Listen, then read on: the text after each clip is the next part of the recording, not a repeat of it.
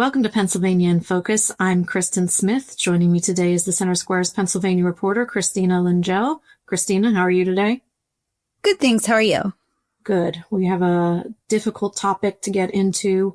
We're going to talk about renewable energy tax credits and how complex it is to balance the needs of our power grid and the differing opinions about how to do it, and just in Pennsylvania, what all of that means given how energy rich we are. So let's get started about this map that you wrote about a few days ago. Tell us what's on it.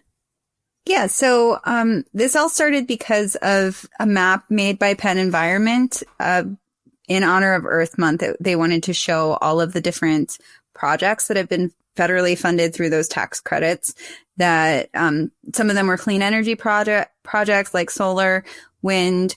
Some of them were sustainable agriculture. Some of them were, cleanup projects and tree planting projects and stuff like that. So they just wanted to show across the state how these tax credits have been used. And in learning about those, I kind of started to look into the general lay of the land as to how people are feeling about these credits, because they are under potential threat from the Trump administration wants to roll back some of the climate legislation and climate policy that we've had previously and kill the Green New Deal, as they say. As Congress is working on a budget, whether or not those tax credits will move forward is still up in the air.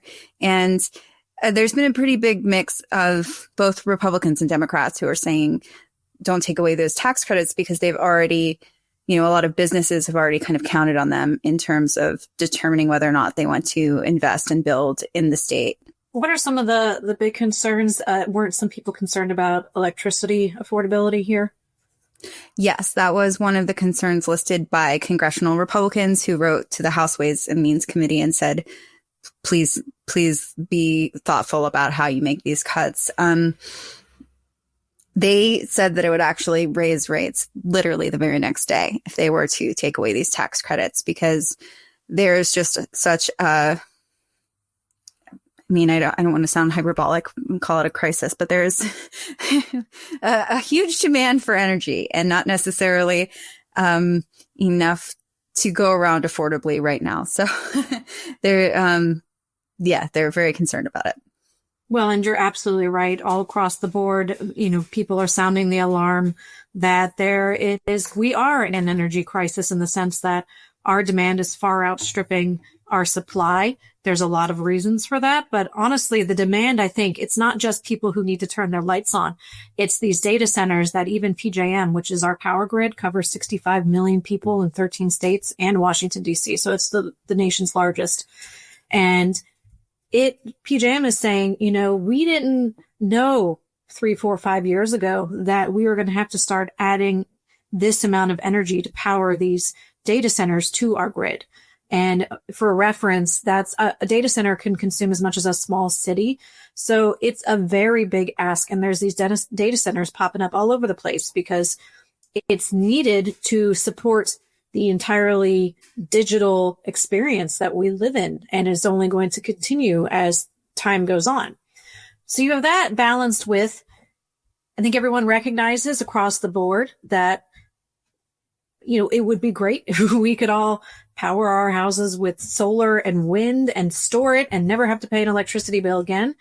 But that's just not a reality of where we're at right now. And where we're at right now is we still need these legacy resources, which are natural gas, coal, nuclear power.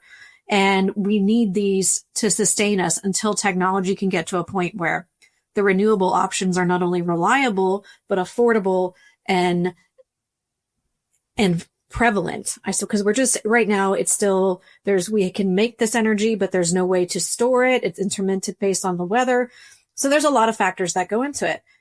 But in Pennsylvania, there is another interesting wrinkle to this, in that there's kind of this halfway point that lawmakers are at with transitioning to carbon-free energy without completely turning off all gas plants and coal plants. And that is starting to invest in things like carbon capture and sequestration. They want to be a hydrogen hub. So that's one way to remove carbon dioxide from the air. Then you have the repurposing of, fossil fuel plants, and in this case, TMI, who, you have the repurposing there to support, say, these data centers and all this new technology that we have to keep online. So it's a lot more of a complex problem than just, if we lose these subsidies, well, then we can't invest in clean energy. But there's just like this ricochet effect all over the place. And it's more than just like, let's get rid of the new Green Deal. It's not only do we have to pare back the new Green Deal here, but what does that mean in this part of the market? How do we fix the process of building, new sources of energy, new gas plants, getting TMI back online? How do we speed that up so that it meets the demands of now and the future? These are all questions that have not been answered and continue to not be answered. I mean, to your point, it's a crisis. We've been following it for years. I swear there's a hearing every couple of weeks to talk about it. And we're still in this holding pattern of, well, if we get rid of these credits, electricity, power, or generation will become more expensive.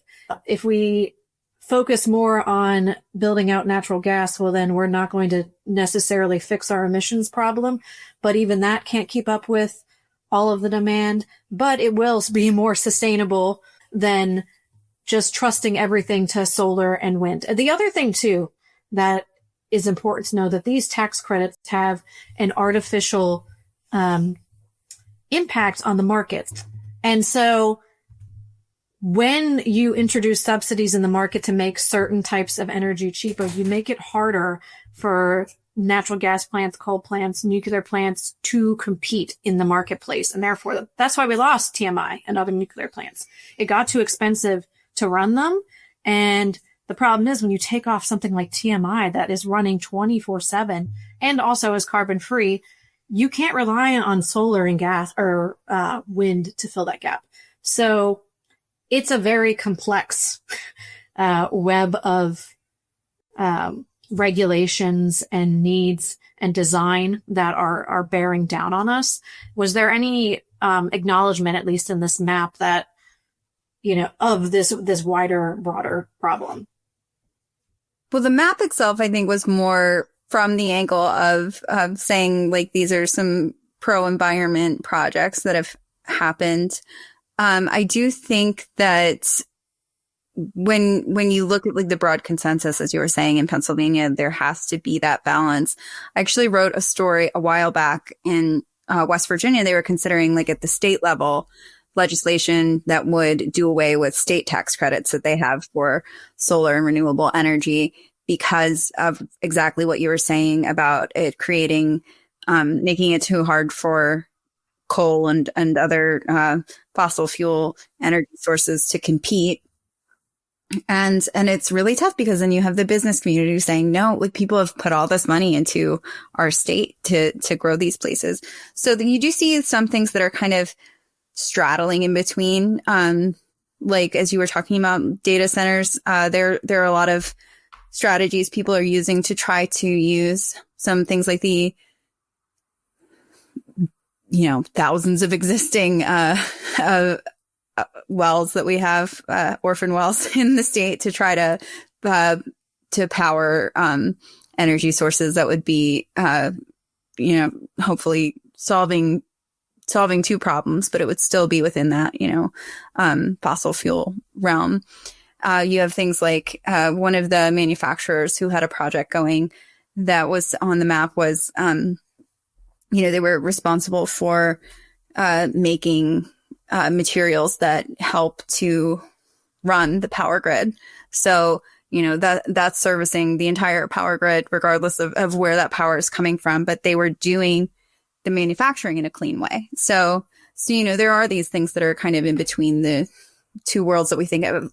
I think that probably, we've done ourselves a disservice in our rhetoric by separating these things out. Like, there's just two types of energy and never the two shall meet. And that's just not realistic right now. You're right. It's not realistic. And then the last wrinkle of the situation is the policy whiplash that we go through as a country every 4 years, sometimes every 2 years, is the pendulum of Democrat, Republican, conservative, liberal, as that swings back and forth, just especially in these times where there's such a reactionary vote that seems to happen, depending on where we're at in the political cycle. So that too can change how the state, the country deals with these situations. I mean, you could fix all of the problems with permitting, with the balance of the grid, with the pricing, and then a new president or a new Congress could come in, and the bills that were going to take away, Green New Deal subsidies, as it were, they won't go anywhere, or vice versa. So there is so much more to be done, and there's so much more uncertainty ahead. But I think one of the few things, unfortunately, that we're going to have to brace for is higher electricity prices. And you can't really blame any one thing for this. It's just the way that we are living right now, unfortunately. So we'll be catching up with this story and more at thecentersquare.com/Pennsylvania. Thanks for joining us today, Christina. Thanks. Have a good one.